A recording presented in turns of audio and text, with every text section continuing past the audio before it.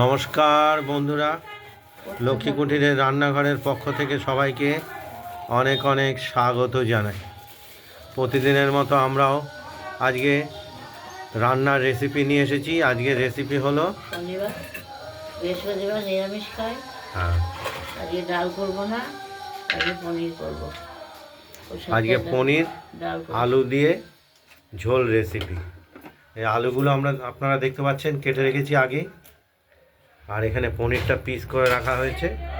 এই পনিরটা আমরা প্রথমে তেলে ভেজে নেব হালকা করে, যদিও তেল কড়াইতে দিয়ে দেওয়া হয়েছে আগে, গরমও হয়ে গেছে। এবার আমরা এক এক করে পনির পিসগুলোকে ভেজে নেব।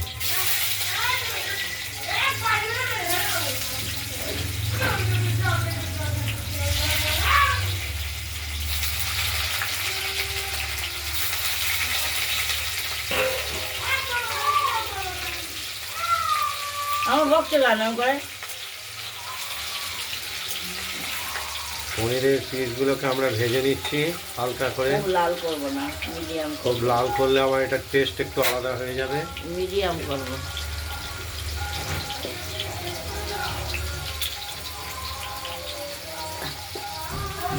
আর এই পনিরের সঙ্গে আমরা যে মশলাটা দেব, সেই মশলাটা আমরা বেটে নিয়েছি।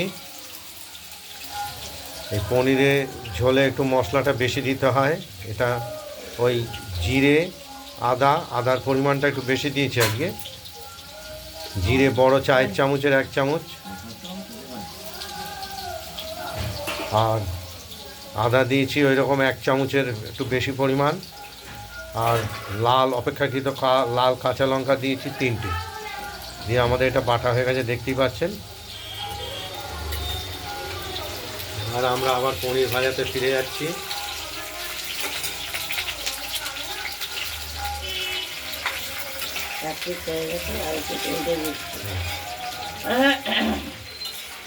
ঠান্ডা লেগেছে, শরীর খারাপ।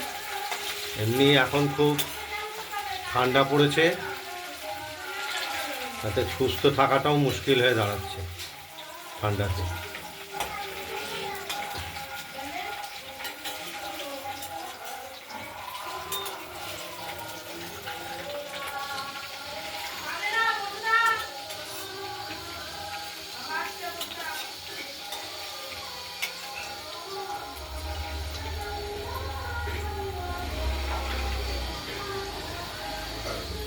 পনিরটা ভাজা হয়ে গেলে আমরা তুলে রাখবো, রেখে আলুগুলো ভেজে নেব।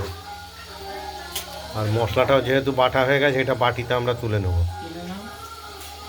আমাদের সব তরকারিতে মশলা শিলে বেটে দেওয়া হয়।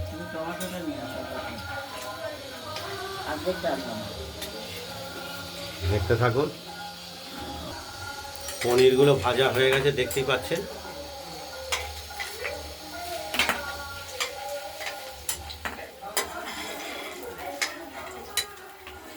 আমরা এক এক করে সব তুলে নিলাম পনির।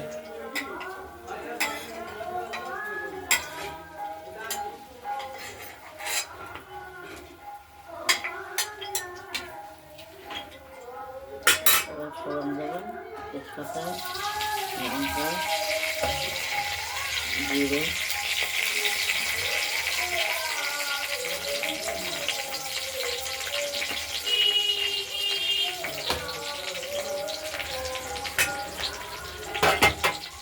তেজপাতা, জিরে, শুকনো লঙ্কা ফোড়ন হিসেবে ব্যবহার করলাম।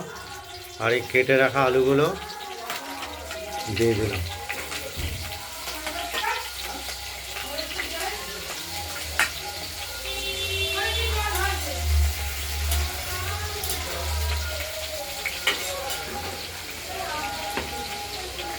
আজকে যেহেতু বৃহস্পতিবার, সেহেতু এটা নিরামিষ পনিরই হবে। এতে কোনো পেঁয়াজ বা রসুন হবে না, আমরা দেই না। নিরামিষ কাজ বৃহস্পতিবার, যার জন্যে পনিরটা খাওয়া হয়। ডালও করি। এটা আলুটা দিয়ে দিয়েছি, এটা ভাজা হবে একটু লাল করে। তারপর হলুদ পরিমাণ মতো দিয়ে দিলাম, নুনও দিয়ে দিয়েছি স্বাদ মতো। দেখতেই পাচ্ছেন। ভাজা হোক, তারপর দেখি ক মিনিট হয়েছে। আরো হতে হবে।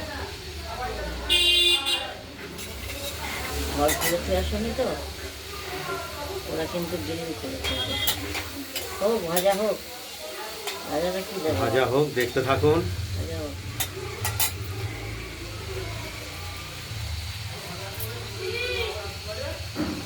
আমরা এই মশলাটা তুলে নেব, বেটে রাখা মশলাটা পনিরের। দিয়ে টমেটোটা দিয়ে দিলাম, টমেটো দিয়ে দিলাম। টমেটোটা একটু গলুক, তারপর মশলাটা দেবো।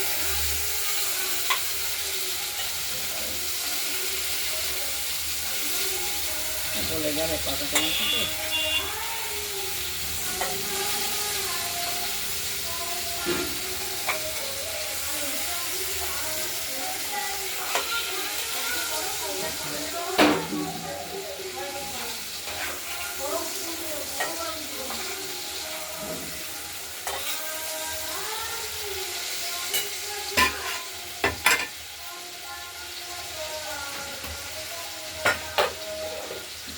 দেখতে থাকুন, টমেটোটা গলে উঠুক।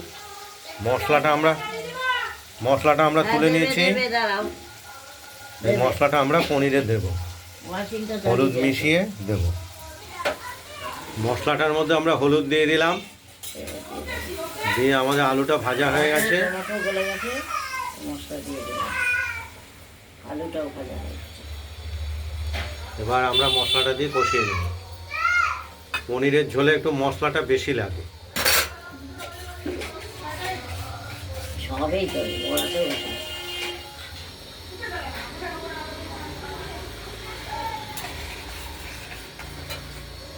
এর মধ্যে কি আলু দিতে হয়? ওটা আলু ভাজা হবে। ফুল করছে, আর বিদ্যালয়ে খাবো না আমি। সর্ষে ফুল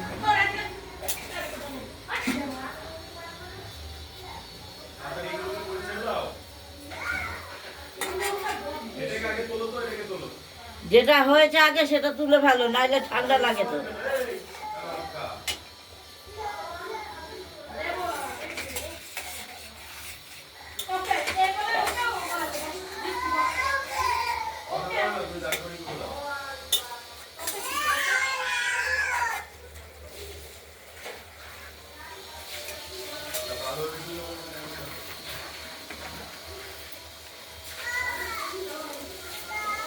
একটু স্বাদের জন্য আমরা গুঁড়ো চিনি দিলাম।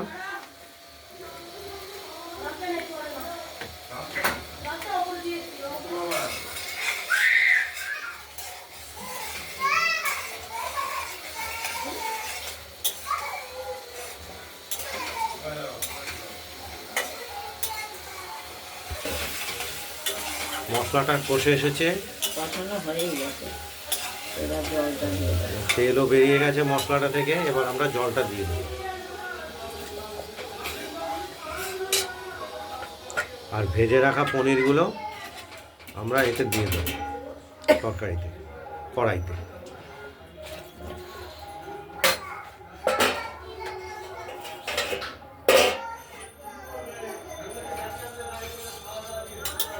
তোমার শ্যাম্পু সাবান সব দেবে, দিয়ে শরীর খারাপ করে নেবে আমার। এবার ঝোলটা ফুটে উঠবে, তার সঙ্গে আলুটাও সেদ্ধ হবে। আমরা একটু ঢেকে রাখলাম। ঠিক। পনিরের ঝোলটা আমাদের রেডি হয়ে গেছে, আলুটাও সেদ্ধ হয়ে গেছে, ফুটে উঠেছে। আমরা এবার এটা নামিয়ে নেব, থালাতে নামিয়ে ফেলবো।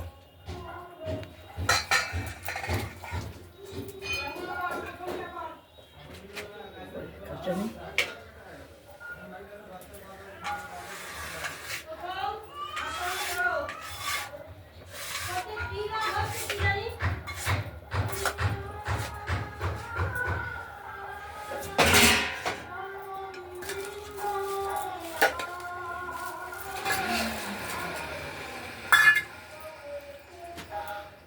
আপনাদের যদি এই পনিরের ঝোল রেসিপিটি যদি ভালো লাগে, তাহলে আপনারা পনিরের ঝোল রেসিপিটি বানিয়ে ফেলুন, দিয়ে আমাকে কমেন্টসে জানাবেন আপনাদের পনিরের ঝোল রেসিপিটি কীরকম হয়েছে।